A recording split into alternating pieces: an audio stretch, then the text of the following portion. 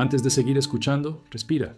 Si has sentido que el amor te ha desgarrado más de lo que te ha sanado, este lugar es para ti. Aquí hablamos de lo que nadie se atreve a decir, del lado oculto del alma, de las verdades que se susurran en el silencio. Suscríbete, no para seguirme, sino para recordarte a ti mismo, porque cada palabra que escucharás aquí no busca gustarte, sino despertarte. Si decides quedarte, hazlo con los ojos del alma abiertos. Lo que está a punto de revelarse podría cambiar la forma en que entiendes el amor para siempre. El amor, esa palabra que el hombre pronuncia con la misma devoción con la que pronuncia el nombre de su Dios y con la misma inconsciencia con la que invoca a sus demonios. Elena Blavatsky lo llamaba una ilusión sagrada, una fuerza que puede elevar o destruir según la pureza del alma que la invoque.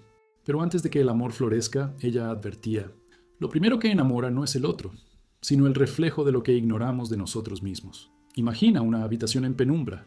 Una vela encendida proyecta dos sombras en la pared, tú y la imagen distorsionada de quien crees amar. Esa sombra no pertenece al otro, sino a ti. Cada gesto que admiras, cada caricia que esperas, cada silencio que duele, no es más que un espejo que devuelve la forma exacta de tu carencia. El amor humano, decía Blavatsky, es un pacto entre dos inconscientes buscando reconocerse en la oscuridad, y casi siempre lo que encuentran es la prolongación de su propio abismo. La psicología moderna lo confirma con otros nombres: proyección, idealización, transferencia. Jung observó que el alma proyecta sobre el otro las imágenes del ánima o el animus, figuras internas que cargan con el peso del inconsciente colectivo. Así nace la ilusión. Creemos ver en el otro lo que siempre estuvo dormido dentro de nosotros. Por eso, al inicio, el amor parece mágico, porque nos revela partes olvidadas de nuestra propia totalidad. Pero esa magia es peligrosa. Lo que sube con el hechizo de la fascinación cae con el desencanto de la verdad.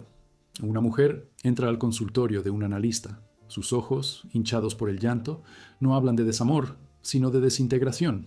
Dice que sin él no puede respirar, que su cuerpo tiembla cuando no recibe su mensaje.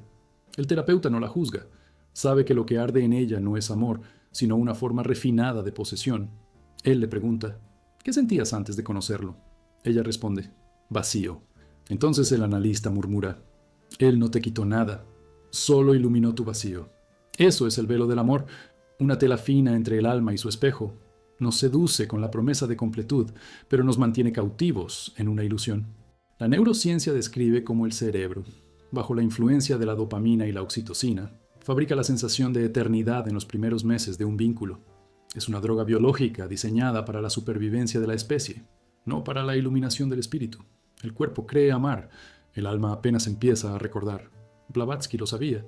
En su doctrina teosófica, afirmaba que el amor personal pertenece al plano astral, el más engañoso de todos, donde las emociones crean formas vivas de deseo. Allí, cada pensamiento de apego genera una entidad sutil, un elemental, que se alimenta de nuestras pasiones, y cuanto más creemos amar, más lo alimentamos, hasta que el amor se vuelve una criatura independiente, un ídolo invisible que exige sacrificios. Por eso, en toda relación nace un tercer ser. No tú, no el otro, sino el vínculo. Y ese vínculo tiene hambre. Pide atención, control, drama, lágrimas. Se nutre de la energía emocional de ambos. Muchos aman sin saber que lo que sostienen no es un corazón, sino un altar de fuego que consume lentamente su voluntad. Los textos herméticos lo llamaban el espejismo de Venus, el poder de lo bello para velar la verdad. Venus, la diosa del amor, era también la portadora de la ilusión. En su templo, el placer y el sacrificio eran la misma ofrenda. Quien amaba sin conciencia quedaba atado al ciclo del deseo. Quien amaba con conciencia se liberaba de él. La enseñanza oculta no condena el amor, lo purifica. Nos dice que amar no es buscar al otro, sino recordar el alma común que ambos comparten. Amar no es poseer, sino contemplar sin necesidad. Y solo quien ha mirado su propia sombra puede mirar al otro sin proyectarla. Blavatsky advertía: mientras busques amor para llenar tu vacío, encontrarás espejos. Cuando ames desde tu plenitud, encontrarás silencio. El verdadero amor no se confunde con la pasión que quema ni con la ternura que anestesia. Es un fuego frío, una calma luminosa. Surge cuando el ego ha sido desnudado, cuando la necesidad ha sido comprendida como ilusión. Entonces, el velo cae. El amor deja de ser un hechizo para convertirse en visión. Y lo que ves ya no es el otro. Eres tú, reflejado en la conciencia universal. Quizá por eso el amor duele tanto. Porque su propósito secreto no es hacernos felices, sino despertarnos. El dolor no es un error del amor, es su lenguaje más honesto. Cada desilusión, cada abandono, cada traición son grietas por donde la luz intenta entrar. Y solo cuando el alma, cansada de buscar afuera, se vuelve hacia adentro, el amor revela su rostro original, el del conocimiento. El velo se rasga, y detrás de él, el corazón descubre lo que Blavatsky susurró hace más de un siglo. No existe amor fuera del alma que lo contempla. Lo demás son sombras acariciándose entre sí. Nadie nos hiere por accidente. Cada mirada que nos fascina, cada palabra que nos desarma, cada abandono que nos rompe, es una cita precisa entre nuestra sombra y la del otro. Elena Blavatsky decía que la humanidad es un solo cuerpo, y cada relación es una célula que refleja la salud o la enfermedad del alma. Cuando amamos, no vemos al otro, nos vemos a nosotros mismos, reflejados en una superficie viva que nos devuelve lo que no queremos reconocer. El espejo no miente, pero sí distorsiona. La forma en que lo observamos decide lo que creemos ver. Algunos ven belleza, otros peligro. Algunos proyectan salvación, otros condena. Pero el reflejo es el mismo, una pantalla donde el inconsciente escribe su verdad. Así comienzan las historias que llamamos destino. Dos seres se encuentran y en el primer intercambio de miradas algo antiguo despierta. No es amor, es memoria, una resonancia de patrones invisibles que buscan completarse. Un hombre se enamora de una mujer silenciosa, frágil, casi etérea. Él dice que la ama porque lo calma, porque junto a ella su mente deja de rugir. Pero el amor que siente no nace de ella, sino del eco de su madre, de aquel amor que nunca fue suficiente. Ella, en cambio, lo ama porque él la mira como nadie la miró antes. Lo que no sabe es que ama su propia herida reflejada en los ojos del otro. Cuando esos dos espejos se enfrentan, no se abrazan, se hieren, se devuelven mutuamente sus fragmentos. Y el amor, que parecía luz, se vuelve laboratorio de sombras. Carl Jung lo describió como el encuentro con la proyección del ánima o el animus, esa parte reprimida del alma que busca, a través del otro, manifestarse. El enamoramiento, decía, es el momento en que la psique encuentra un espejo tan exacto que confunde el reflejo con la realidad. Y así nace la dependencia. No amamos al otro. Amamos el estado de completud que creemos haber encontrado. Pero el espejo tiene su precio. Tarde o temprano se quiebra. Cuando la fase de idealización termina, el reflejo se disuelve. Lo que antes era divino se vuelve insoportable. Lo que admirábamos ahora irrita. Lo que jurábamos eterno ahora nos asfixia.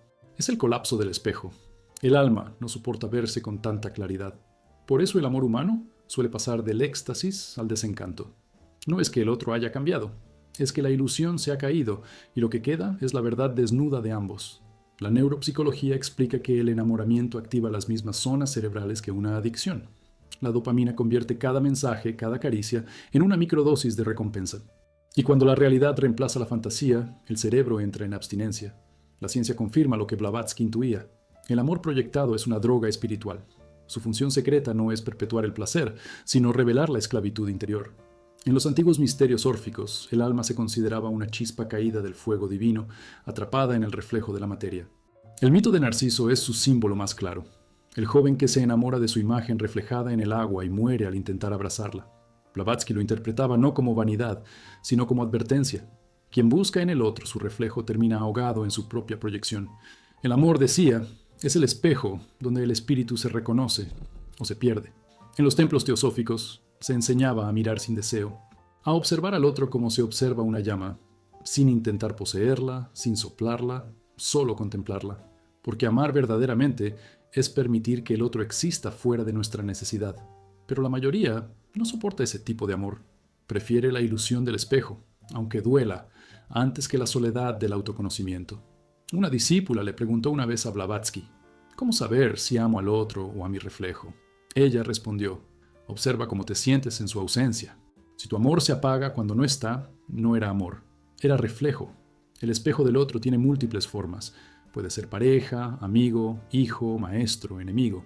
Cada uno refleja una parte distinta de nosotros. Algunos muestran la ternura que olvidamos, otros revelan la crueldad que negamos. Y hay espejos que rompen el alma, pero solo ellos nos liberan, porque cuando el reflejo duele, es señal de que la verdad está emergiendo. En las relaciones, todos jugamos a ser reflejos. Damos forma al drama de los arquetipos.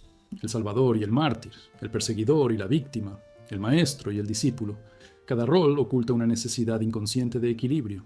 La mujer que se entrega sin medida a los demás busca, en realidad, que alguien la salve. El hombre que controla y exige amor teme el abandono que nunca superó. El espejo no acusa, revela, pero el despertar comienza cuando uno deja de pedir al otro que refleje solo la parte luminosa. Amar de verdad es aceptar que el espejo también mostrará la sombra, que el otro te mostrará la furia, el miedo, la debilidad que ocultas, y si logras no destruir el espejo cuando eso ocurra, algo sagrado sucede. La conciencia se expande, porque el amor no está hecho para hacerte feliz, está hecho para hacerte consciente. Blavatsky lo expresó con su dureza habitual. El alma no busca pareja, busca su reflejo en la eternidad. El hombre busca compañía porque teme al vacío, pero el iniciado busca soledad porque en ella descubre su totalidad. El espejo del otro no es enemigo ni salvador, es un instrumento alquímico. En él, el plomo de la personalidad se transforma en oro espiritual, pero solo si soportamos el fuego del reflejo. Cuando dejamos de huir de lo que el otro nos muestra, la proyección se disuelve. Y en ese instante, lo que antes parecía un rostro ajeno se revela como parte de uno mismo. El espejo se aclara. El alma comprende. El amor deja de ser reflejo y se convierte en reconocimiento. Porque el verdadero propósito del amor no es poseer al otro, sino verte, sin máscara. Hay una mentira hermosa que ha atravesado siglos, religiones y civilizaciones. Una idea que nos hace suspirar, rezar y sufrir. La de que existe alguien en el mundo destinado a completarnos. Un alma gemela, una mitad perdida, una promesa cósmica de unión. Pero Elena Blavatsky la consideraba una ilusión peligrosa. Decía que esta creencia, nacida del deseo más puro del corazón humano, es también uno de los lazos más finos y resistentes que atan al espíritu a la ilusión terrenal. Porque quien busca su mitad todavía no ha comprendido que ya es un todo. El mito del alma gemela proviene de un texto antiguo, el Banquete de Platón. En él, Aristófanes describe que los seres humanos eran esferas completas, con 4 brazos, 4 piernas y 2 rostros. Su poder era tan grande que los dioses, temerosos, los dividieron en 2. Desde entonces, cada mitad vaga por el mundo buscando a su otra parte. El relato es poético, pero también es una condena. Porque quien cree estar incompleto vivirá eternamente buscando fuera lo que perdió dentro. Blavatsky veía en este mito una metáfora del error original, la separación del alma de su fuente divina. El hombre, al olvidar su origen espiritual, empezó a buscar en la carne lo que solo podía encontrarse en el espíritu. En su enseñanza teosófica, explicaba que cada alma es una chispa individual emanada de una llama única, pero no hay mitades. Lo que percibimos como amor irresistible hacia alguien no es una llamada del destino, sino una resonancia kármica, ecos de experiencias pasadas, promesas incumplidas o deudas que deben saldarse. Así, lo que creemos un reencuentro sagrado puede ser solo el retorno de una cadena invisible. El alma gemela, en su sentido oculto, no es quien te completa, sino quien te confronta. No es el espejo dulce del amor ideal, sino el fuego que revela tus imperfecciones más hondas. Una discípula relató haber conocido a un hombre con el que sentía una conexión inexplicable. Soñaba con él antes de verlo. Terminaban las frases del otro. Sufrían los mismos dolores, sentían los mismos miedos. «Es mi alma gemela», decía. Blavatsky la escuchó y respondió: «Si fuera tu alma gemela, no necesitarías sufrir para estar con él. El amor verdadero no esclaviza, libera. Lo que te une a él es un lazo de energía, no de luz». La mujer lloró. No comprendía cómo algo que parecía tan divino podía sentirse tan doloroso. Blavatsky le explicó que el dolor no era castigo, sino enseñanza, que ese vínculo no era una recompensa, sino una prueba, porque los lazos más fuertes entre almas no siempre son de amor, sino de aprendizaje. La psicología moderna lo confirma de otra manera. Estudios sobre vínculos traumáticos y dependencia emocional muestran cómo el cerebro confunde intensidad con destino. El exceso de adrenalina y cortisol que genera una relación caótica activa los mismos circuitos de apego que una relación sana. Así, cuanto más nos duele a alguien, más convencidos estamos de que es el elegido. La mente, sedienta de significado, transforma la herida en propósito, y el mito del alma gemela se convierte en prisión emocional. Jung lo describió como el poder arquetípico de Eros, la fuerza que une opuestos, que empuja hacia la totalidad. Pero advirtió que, cuando esa energía se proyecta en otro ser humano, se convierte en obsesión. «Nadie puede soportar ser el portador del alma de otro», escribió. «Es una carga demasiado grande para un cuerpo mortal». El alma gemela no está fuera, sino dentro. Es la unión de lo masculino y lo femenino dentro de ti, del pensamiento y la emoción, de la razón y el instinto. Solo cuando esas polaridades se reconcilian en tu interior, puedes amar sin necesidad, sin espejo, sin prisión. Las tradiciones orientales ya lo sabían. En el Tantra, La unión entre Shiva y Shakti no representa un romance humano, sino la integración de la conciencia y la energía. El verdadero matrimonio sagrado no ocurre entre dos personas, sino entre los aspectos divinos del alma. Por eso, los maestros antiguos advertían: busca primero la unión en ti, o el otro se convertirá en tu maestro cruel. Porque el alma gemela no siempre llega para amarte, a veces llega para romperte, para mostrarte que aún hay cadenas que creías haber roto. Blavatsky hablaba del karma del amor como una de las pruebas más duras del sendero espiritual. Atraemos a las almas con las que tenemos cuentas pendientes y confundimos el ajuste de energía con destino romántico. Pero cuando el karma se cumple, la ilusión se disuelve. Lo que parecía unión se transforma en liberación. Y la persona que tanto amábamos se aleja, no porque el amor haya muerto, sino porque su tarea ha terminado. En los templos teosóficos, el discípulo aprendía a distinguir entre unión espiritual y apego astral. El primero eleva, el segundo consume.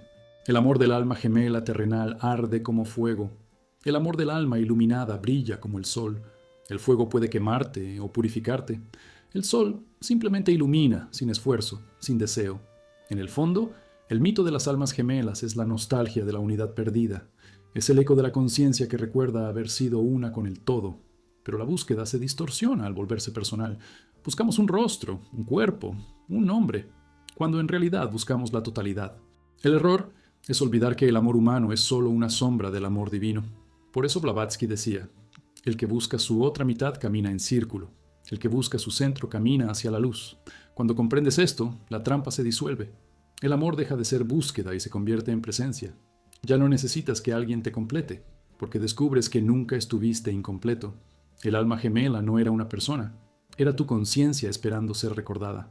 Así termina la ilusión, y en el silencio que queda, descubres que amar no es encontrar al otro, sino regresar a ti mismo.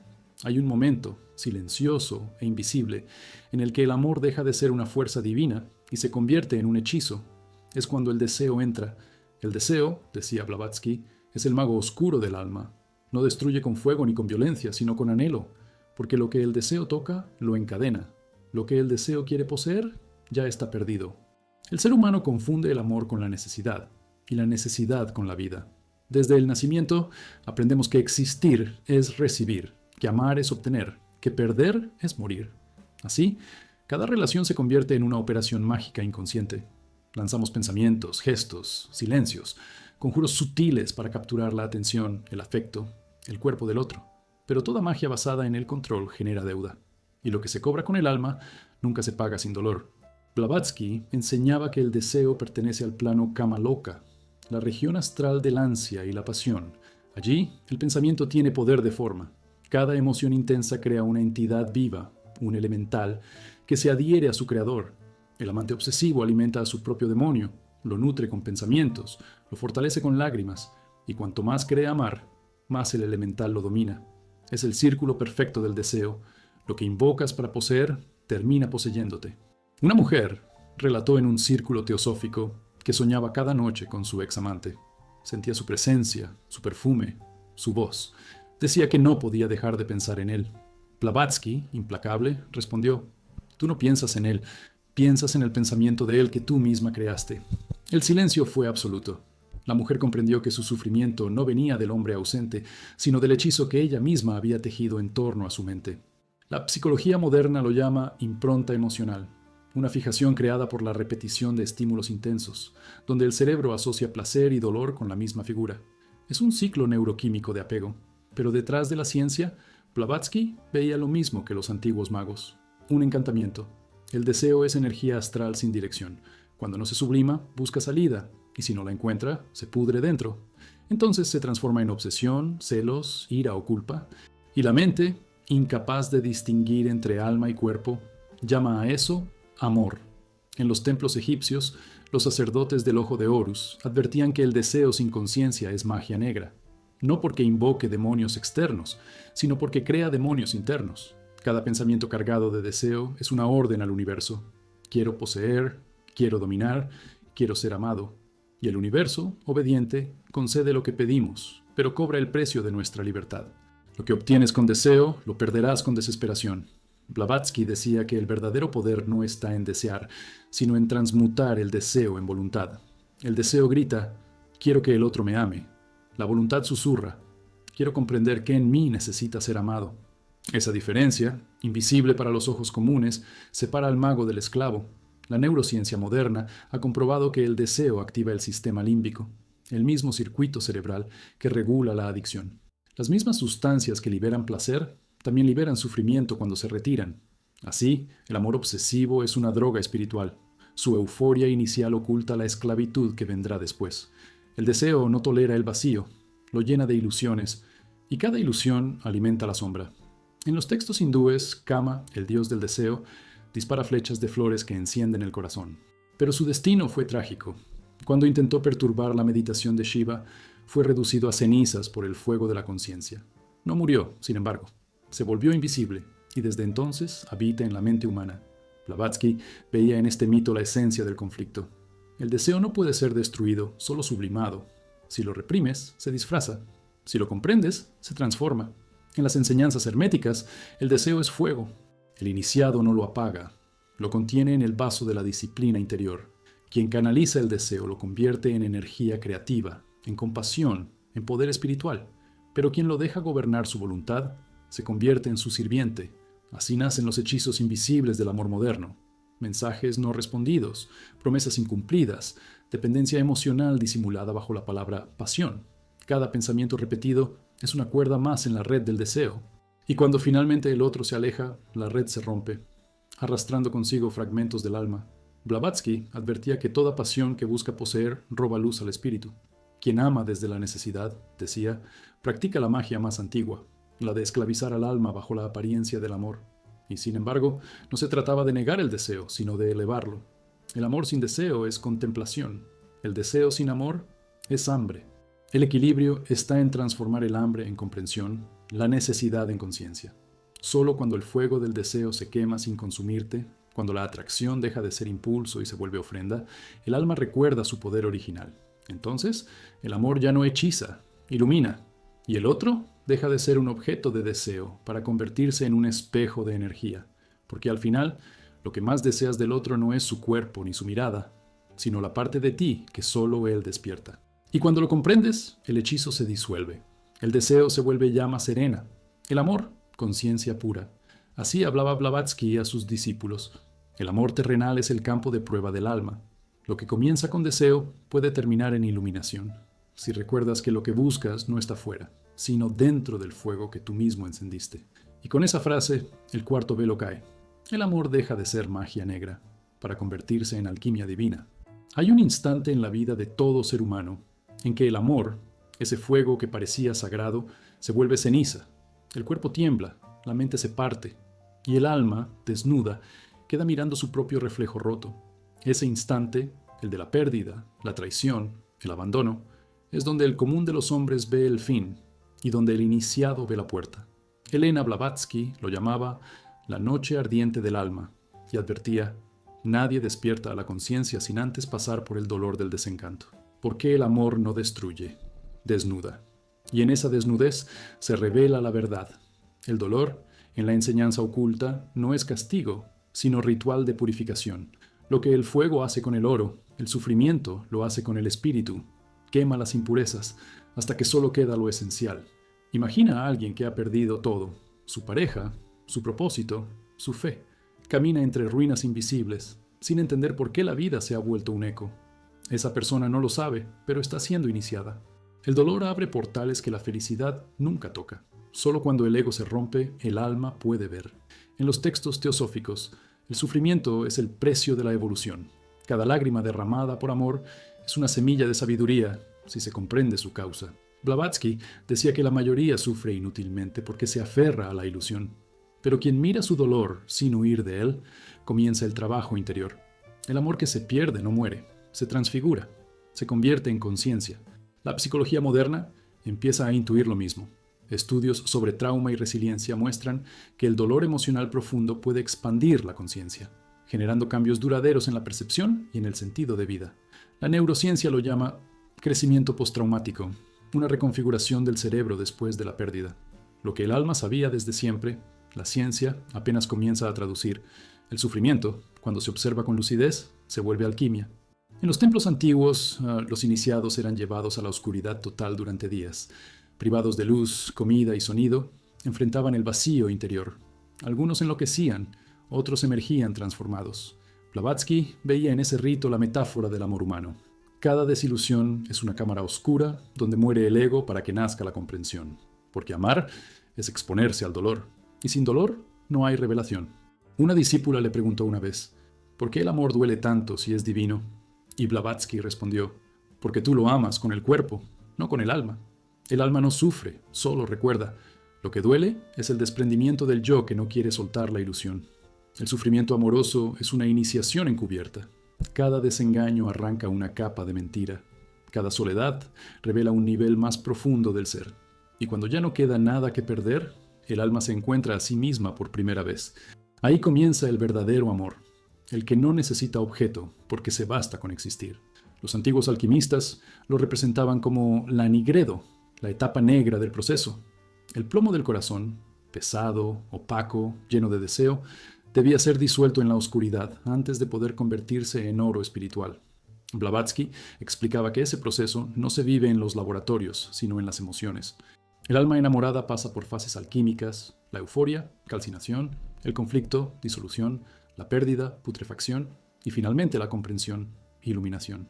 El amor, en su forma humana, es la más refinada de las escuelas del espíritu. En el libro tibetano de los muertos se dice que quien muere sin miedo alcanza la luz. Amar es una pequeña muerte. El yo se disuelve en otro y teme no regresar. El dolor del desamor es, por tanto, el espejo de esa muerte simbólica. Pero si se acepta, se descubre lo que los místicos siempre supieron, que el alma no muere cuando pierde, sino que renace más pura. Blavatsky insistía en que no debía huirse del dolor, sino meditar en él. Cuando sufras, decía, no preguntes por qué, sino qué te está mostrando. Cada sufrimiento tiene una enseñanza oculta. La traición revela dónde confundes confianza con dependencia. La pérdida muestra dónde confundías amor con posesión. La soledad enseña dónde te olvidaste de ti mismo. En la tradición cristiana, el Cristo crucificado es el símbolo perfecto de esta verdad. El amor absoluto no huye del dolor, lo abraza, y al atravesarlo, lo transforma en redención. El iniciado, decía Blavatsky, debe hacer lo mismo, morir psicológicamente para nacer espiritualmente. El sufrimiento no es enemigo, es maestro. La ciencia del alma enseña que la conciencia crece por contraste. Solo quien conoce la oscuridad puede reconocer la luz. Por eso el dolor no destruye el amor verdadero, lo revela. Amar sin sufrir no es amar, es soñar. El sufrimiento despierta. Y cuando despiertas, el amor cambia de rostro. En la calma posterior al llanto, algo sutil sucede. Ya no necesitas que el otro regrese. Ya no buscas respuestas. Solo observas el eco que deja el amor cuando se va. Y descubres que ese eco eres tú. El alma se vuelve su propio refugio. El corazón, su propio templo. Blavatsky cerraba sus enseñanzas con una frase que pocos comprendían. Quien no ha amado hasta sangrar, no ha tocado aún el velo del espíritu. Porque el dolor no es el fin del amor, sino su consagración. Cuando dejas de huir de él, el sufrimiento se convierte en iniciación. Y en ese instante, silencioso y terrible, descubres que no perdiste nada. Solo se quemó lo que no era tuyo. El ego, ese actor incansable que interpreta todos los papeles del amor. Es el amante apasionado, el mártir que sufre, el salvador que promete, el traicionado que llora. Pero bajo cada máscara hay la misma voz. Ámame para que yo exista. Blavatsky decía que el ego es el ilusionista más hábil del universo. No destruye la luz, la imita. Y su disfraz favorito es el amor. Desde el primer gesto de ternura hasta la más desesperada declaración, el ego se infiltra, se disfraza de entrega y canta su himno más dulce. Sin ti, no soy nada. Y así, millones de almas confunden el amor con la necesidad de ser vistas, porque el ego no busca amar, busca ser amado. El amor puro es expansión, el amor del ego es hambre. Elena Blavatsky advertía que en las relaciones humanas la mayor parte de lo que llamamos afecto es simplemente intercambio energético inconsciente. Dos egos pactan un contrato invisible. Yo te doy lo que necesitas, tú me das lo que temo perder. El lenguaje del alma queda relegado y lo que brilla en la superficie es solo una danza de máscaras. Por eso, cuando el otro deja de alimentar nuestra identidad, lo sentimos como traición. No amábamos al otro. Amábamos la versión de nosotros mismos que el otro sostenía. El ego necesita validación como el cuerpo necesita oxígeno. En cada te amo hay una súplica disfrazada. Confírmame que existo. Dime que soy suficiente. Y cuando esa confirmación se retira, el ego se desintegra. El vacío que sentimos no es pérdida de amor, es la caída del personaje. La psicología moderna describe este proceso como colapso narcisista, el derrumbe de la identidad idealizada cuando el otro deja de reflejarla. Pero Blavatsky lo veía como un fenómeno espiritual, la muerte de una máscara. El ego, al ser desenmascarado, entra en pánico, porque su existencia depende de ser creído. Así, el amor humano se convierte en escenario de guerra interior, entre el yo que desea controlarlo todo y el alma que anhela libertad. Una mujer acudió a Blavatsky llorando. Decía que su marido la había abandonado después de 20 años de matrimonio. «Me siento vacía», dijo. «No sé quién soy sin él». Blavatsky la miró en silencio y respondió: «Entonces nunca fuiste tú quien amó. Fue tu ego el que amaba su reflejo en sus ojos». Y añadió con voz serena: «El dolor que sientes no es la ausencia del otro, sino la ausencia de ti misma». El ego construye máscaras afectivas no para mentir, sino para sobrevivir. Desde la infancia aprendemos que el amor se gana, con obediencia, belleza, sacrificio o culpa. Así nace el ego sentimental, una estructura frágil diseñada para obtener aprobación. Y cuando crecemos, repetimos el patrón. Seguimos actuando para ser merecedores de afecto. Nos convertimos en lo que el otro necesita, aunque eso nos aleje de lo que realmente somos. Blavatsky decía que este es el más sutil de los encantamientos, el amor condicionado. El alma, al aceptar el papel que el ego le impone, se adormece, y mientras dormimos, creemos amar. El ego ama mientras se sienta admirado, necesitado, elegido, pero cuando el otro deja de sostener el espejo, el ego revela su verdadera naturaleza. Miedo, el miedo al abandono, a la invisibilidad, a la pérdida de control. El ego teme desaparecer, y por eso se aferra a las personas como a amuletos. Sin embargo, cuanto más aprieta, más se disuelve el vínculo. El amor se asfixia en el puño que lo retiene. En el lenguaje de la psicología profunda, el ego es un sistema de defensa contra la aniquilación simbólica. En el lenguaje teosófico, es una ilusión necesaria que debe ser trascendida. El ego no se destruye luchando contra él, se disuelve al ser observado, porque el ego solo existe en la inconsciencia. Cuando la luz de la atención lo toca, pierde fuerza, y lo que queda es el alma desnuda. Los antiguos místicos comparaban este proceso con el despojamiento del peregrino. Cada relación que termina, cada desilusión amorosa, arranca una capa del ego. Y aunque duele, ese despojo es liberación. La conciencia no puede expandirse si está vestida de identidades ajenas.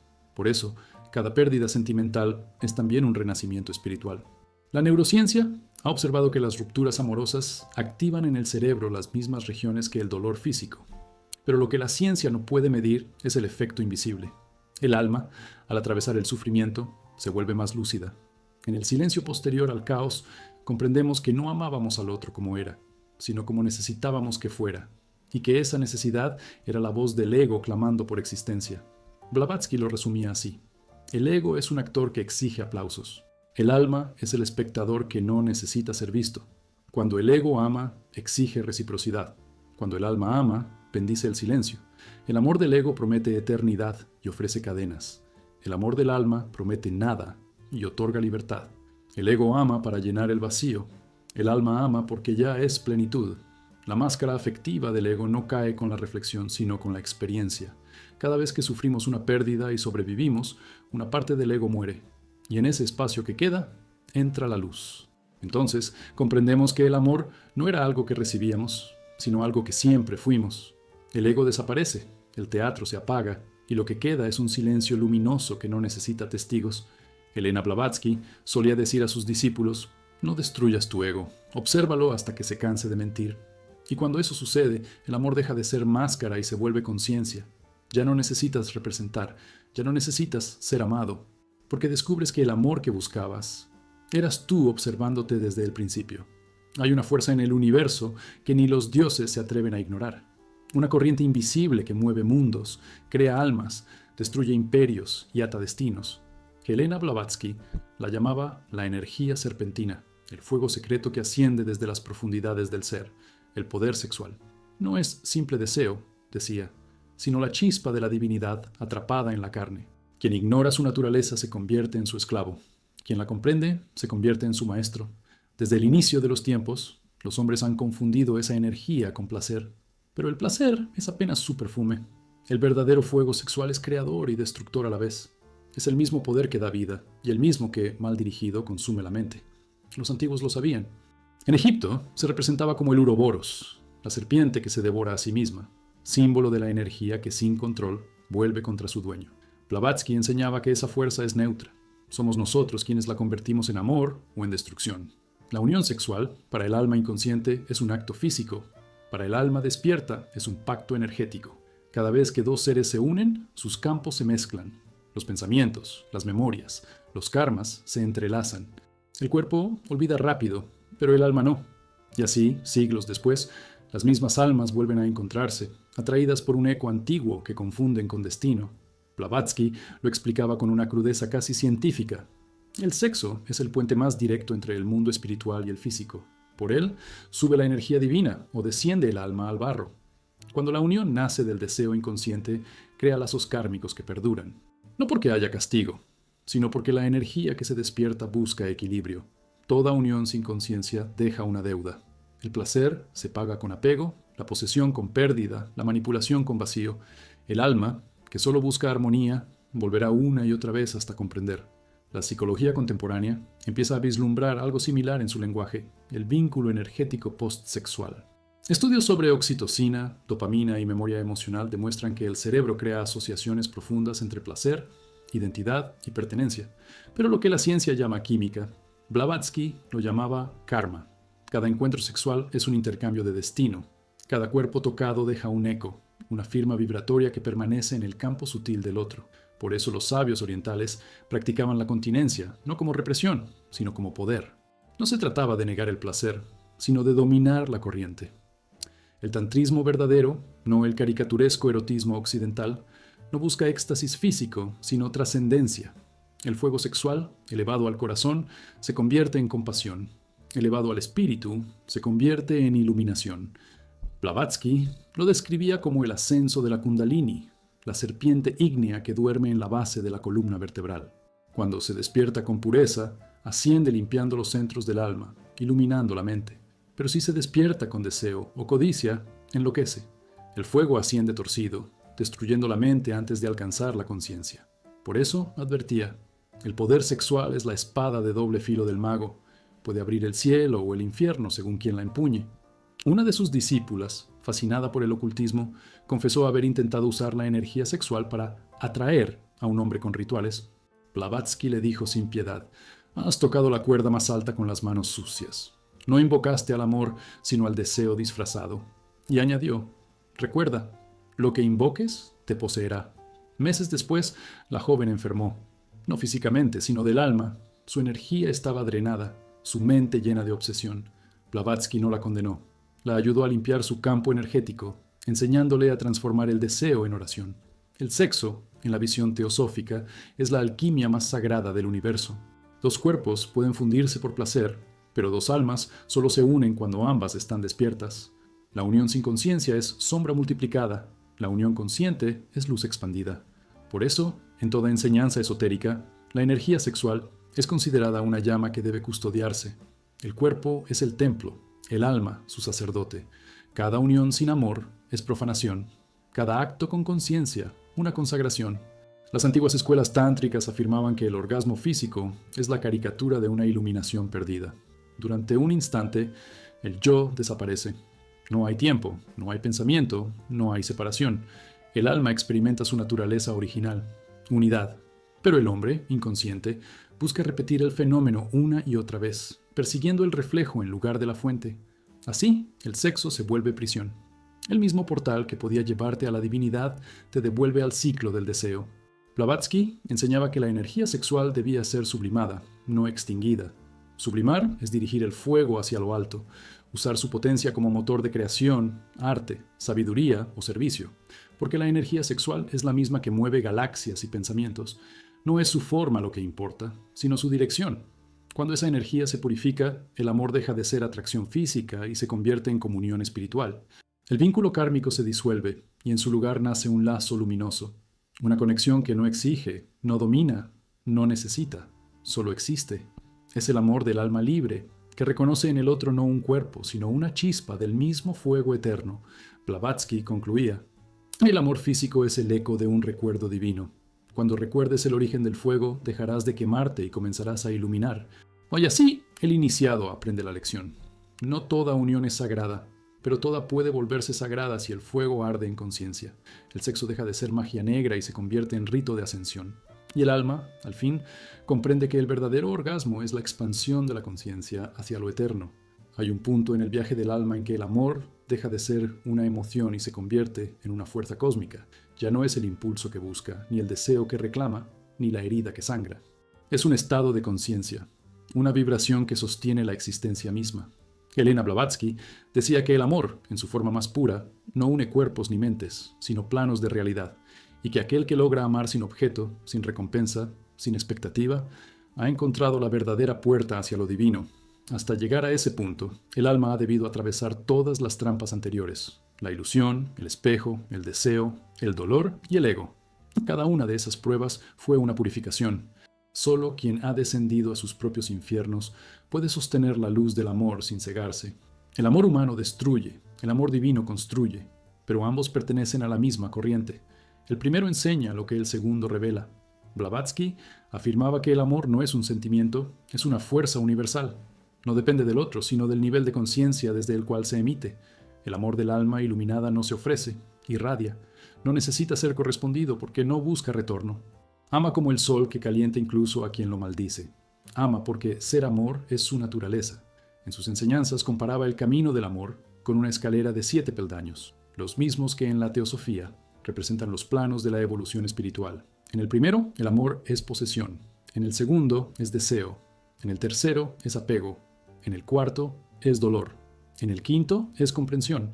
En el sexto, es compasión. Y en el séptimo, es unidad. La mayoría de los hombres muere en los primeros peldaños. Solo el iniciado asciende. A nivel psicológico, este ascenso puede entenderse como la transición del amor condicional al amor consciente. La neurociencia lo respalda con nuevos términos: autorregulación emocional, empatía, madurez afectiva. Pero más allá del lenguaje moderno, Blavatsky veía el mismo principio oculto.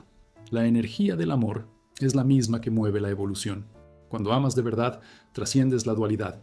El yo y el otro dejan de ser polos opuestos y se reconocen como expresiones de una misma conciencia.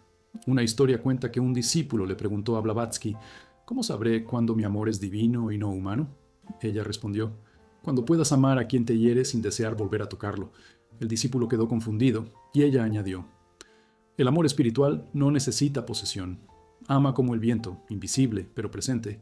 En las tradiciones orientales, el amor como fuerza de ascensión se expresa en la palabra bhakti, devoción, pero no una devoción ciega hacia un Dios externo, sino hacia la chispa divina que habita en todo ser. El devoto ama no porque el objeto sea digno, sino porque el acto de amar lo vuelve digno a él mismo. Cada pensamiento amoroso se convierte en una oración silenciosa. Cada acto de compasión en un escalón hacia la libertad. Blavatsky sostenía que la humanidad está atrapada en el amor emocional porque teme la vastedad del amor impersonal. Amar sin condiciones parece inhumano para quien aún vive en el miedo.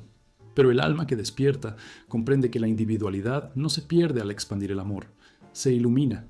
El amor personal es una llama, el amor universal un sol, y el sol no necesita que lo miren para seguir brillando. Cuando el alma alcanza ese estado, el amor se convierte en un camino de ascensión consciente. Cada relación se vuelve un templo, cada pérdida una lección, cada soledad una meditación. Ya no se ama para ser amado, sino porque amar es la forma más pura de existir. El amor deja de ser una emoción y se transforma en una frecuencia, la vibración más alta del espíritu humano. En el lenguaje teosófico, esa frecuencia corresponde al plano búdico, donde el alma experimenta la unidad con toda la creación. Allí ya no hay yo ni tú, solo conciencia que se contempla a sí misma en infinitas formas. El iniciado que llega a ese nivel no necesita rezar ni pedir. Su sola presencia armoniza, su mirada sana, su silencio enseña, su amor no tiene nombre, pero todos lo reconocen. En la psicología transpersonal, este estado se conoce como conciencia de unidad. Las fronteras del yo se diluyen y el amor deja de tener dirección, se expande en todas. No se limita al amante ni al hijo, ni siquiera al prójimo. Se extiende al animal, al árbol, al desconocido, al enemigo. Y entonces el alma recuerda su origen, porque quien ama a todo, ama a Dios. Y quien ama a Dios, ama todo. Blavatsky lo explicaba con la serenidad de quien había visto más allá del velo. El amor es la manifestación más elevada de la sabiduría. La mente comprende, pero el amor une. Solos, a través del amor, el alma asciende. porque el amor es el idioma del espíritu. Cuando el alma alcanza ese punto, incluso el dolor se disuelve. La traición se ve como lección, la pérdida como liberación, el silencio como comunión. Ya no hay drama, solo danza. El alma camina ligera porque sabe que nada puede quitarle lo que ya es. El amor se convierte en su forma de respirar, en su manera de existir. Es el sendero y el destino, el maestro y la enseñanza, la herida y la cura. Y cuando el iniciado lo comprende, su vida entera se vuelve oración. Cada palabra, una ofrenda, cada mirada, un acto de bendición. Elena Blavatsky lo resumía en una frase que sus discípulos repetían como mantra. Amar es recordar que no estás separado. Porque el amor, en su forma más pura, no busca ascender, ya es ascensión. Y quien vive en él, aunque siga caminando entre sombras, lleva en su pecho el resplandor de lo eterno. Cuando el alma ha amado, perdido, deseado, llorado y ascendido, llega un momento en que ya no queda nada que decir. El amor se ha vuelto tan vasto, tan transparente, que las palabras no lo contienen. Lo que antes era súplica, ahora es calma. Lo que antes era búsqueda, ahora es presencia. Y en ese punto, donde el ruido del mundo se disuelve, comienza el verdadero misterio. El silencio del corazón despierto. Blavatsky decía que el silencio no es ausencia de sonido, sino la vibración pura del espíritu cuando la mente deja de interferir.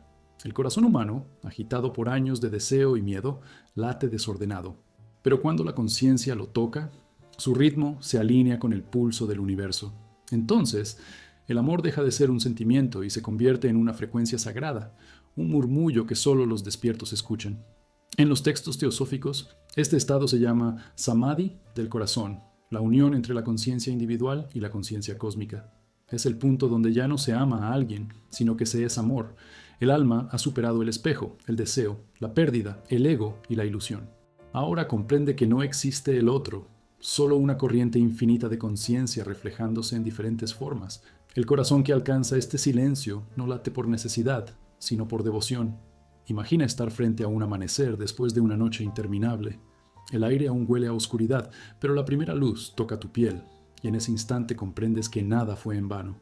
El amor, el dolor, las caídas, todo te trajo hasta ese punto. No hay triunfo, no hay derrota, solo comprensión. El corazón despierto no busca, no exige, no recuerda, solo contempla. Una vez, uno de sus discípulos le dijo a Blavatsky: «Siento que ya no amo a nadie. Todo me parece vacío». Ella respondió: «No es vacío, es plenitud sin objeto. Has dejado de amar con el corazón que sangra y has comenzado a amar con el que comprende». Y luego añadió: «Cuando el corazón calla, el alma canta». La psicología contemporánea describe este estado como la integración total del yo. Las emociones ya no dominan la percepción, la mente deja de fabricar historias. El individuo actúa con compasión, pero sin apego, siente profundamente, pero sin sufrimiento. La neurociencia lo asocia con un equilibrio perfecto entre los hemisferios cerebrales, una coherencia cardíaca en la que cuerpo, mente y alma vibran al unísono. Pero más allá de toda explicación, lo que realmente sucede es una fusión con la verdad. El corazón despierto no necesita motivos para amar.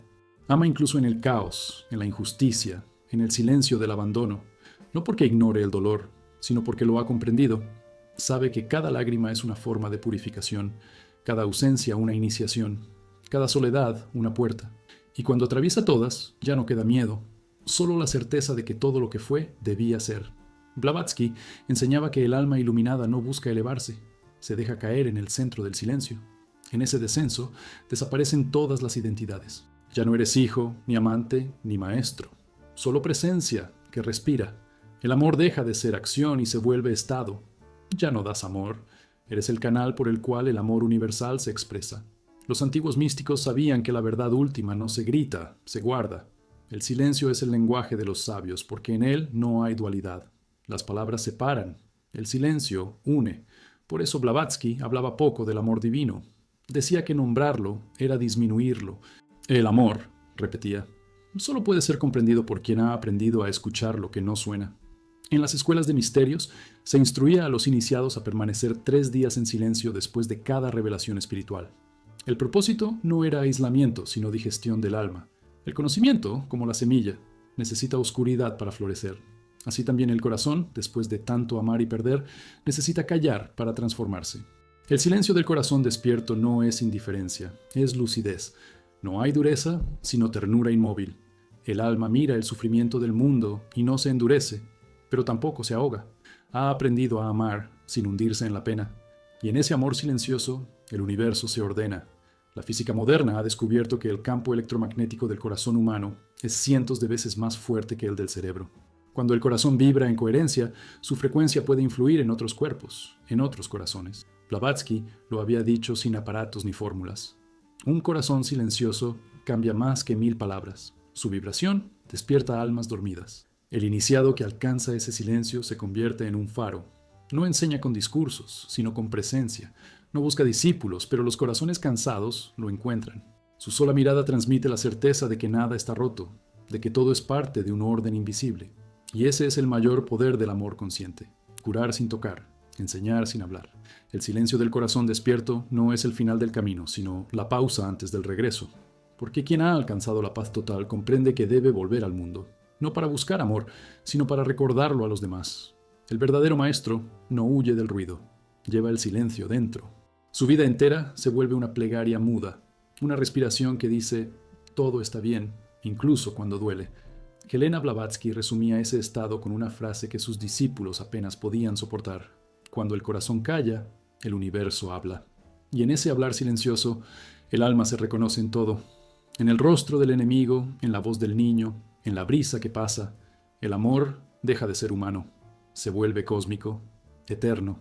El silencio del corazón despierto no necesita testigos. Solo vibra, suave, constante, en la frecuencia de lo divino. Y en esa vibración, todo regresa al origen.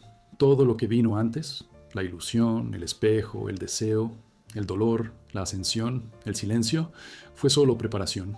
Porque al final de todos los caminos, cuando el alma ha ardido y se ha purificado en cada experiencia, queda una sola verdad, tan simple que asusta. El amor no se aprende, se recuerda. Helena Blavatsky lo llamó la memoria divina, el eco del principio que aún vibra en lo más hondo del ser. El amor no viene de fuera, no se da ni se recibe, es la sustancia misma de la conciencia. Amar, en su forma más pura, es recordar que tú y el universo son la misma cosa. Desde el nacimiento nos enseñan que el amor es algo que se gana o se pierde, algo que depende de la aprobación, del mérito, del otro. Y así, olvidamos. Nos convertimos en huérfanos espirituales buscando en el mundo un reflejo del hogar interior. Cada relación, cada herida, cada pérdida, no fue más que un intento del alma por regresar a sí misma. Por eso Blavatsky decía, el amor no te encuentra, te recuerda. El viaje del alma humana es el recorrido del olvido al recuerdo. Comienza con el deseo, sigue con el sufrimiento, se transforma en comprensión y culmina en la memoria del ser. Cuando recuerdas quién eres, el amor deja de doler. Ya no se teme la pérdida, porque nada puede perderse realmente. Lo que llamamos otros son solo fragmentos de la misma conciencia, interpretando diferentes papeles en la obra de la existencia. La ciencia, con su lenguaje frío, ha empezado a rozar esta verdad. La física cuántica revela que toda materia está conectada, que cada partícula responde a otra más allá del espacio y del tiempo. La neurociencia demuestra que la empatía no es un ideal moral, sino una cualidad biológica. El cerebro humano está diseñado para resonar con el sufrimiento o la alegría de los demás, pero Blavatsky ya lo había dicho en el siglo XIX. El universo no está compuesto de materia, sino de conciencia en diferentes grados de sueño, y cuando la conciencia despierta, se reconoce en todas las cosas. Amar, entonces, es el acto supremo de despertar, no un sentimiento, sino un reconocimiento. Cada mirada, cada gesto de compasión, es el alma diciendo, te recuerdo porque en ti me recuerdo a mí mismo. Por eso el amor no es una virtud, sino la naturaleza esencial del espíritu. Cuando lo olvidas, sufres. Cuando lo recuerdas, te liberas. Una discípula le preguntó a Blavatsky poco antes de su muerte, ¿cuál es el sentido último del amor? Ella cerró los ojos y respondió, despertar, nada más. El amor es la llave y también la puerta. No lleva hacia otro ser, sino hacia el centro de uno mismo. Y añadió, casi en un susurro, cuando ames sin necesitar, recordarás lo que fuiste antes de nacer. Los textos sagrados de todas las tradiciones coinciden. En el hinduismo, el amor es Atman, reconociéndose en Brahman, la chispa recordando que pertenece a la llama. En el cristianismo místico, es el regreso del hijo pródigo al padre, no a través del arrepentimiento, sino del recuerdo. En el budismo, es la compasión que surge cuando el yo se disuelve y solo queda conciencia pura. Y en la teosofía, es la unificación de todos los planos del ser, cuerpo, mente y espíritu vibrando en la misma frecuencia de luz. El amor humano, limitado y frágil, es apenas un reflejo de esa verdad infinita. Pero incluso el amor imperfecto sirve, porque a través de él el alma recuerda el sabor del original. Cada desilusión es una grieta por donde la memoria divina intenta filtrarse. Cada pérdida es un recordatorio de que lo real nunca puede perderse. Cuando el amor se libera del miedo, el alma despierta a la conciencia de eternidad. Blavatsky decía que el alma, al encarnarse, olvida su origen a propósito. El olvido es necesario para que el juego tenga sentido. El amor es la cuerda dorada que une el mundo del espíritu con el mundo de la forma. A través de él, la conciencia recuerda el camino de regreso. Por eso, amar, de verdad, sin deseo, sin ego, sin expectativa, es el acto más revolucionario del universo. Amar es la alquimia final. Transforma la ignorancia en sabiduría, la separación en unidad, la muerte en vida eterna. Cuando el alma alcanza esa comprensión, la vida se vuelve oración constante. Ya no hay juicios, ni enemigos, ni errores. Cada ser es comprendido como parte del mismo entramado divino. El amor se convierte en visión. Y quien ama de esa manera no necesita fe, porque ve a Dios en todo, en la piedra, en la mirada ajena, en el silencio. En la psicología profunda, este estado se llama individuación completa. El yo se reconcilia con el self, la totalidad psíquica. Pero en el lenguaje de Blavatsky es la unión con el todo, la disolución del velo. El amor, finalmente, ha cumplido su propósito, ha revelado al alma lo que siempre fue.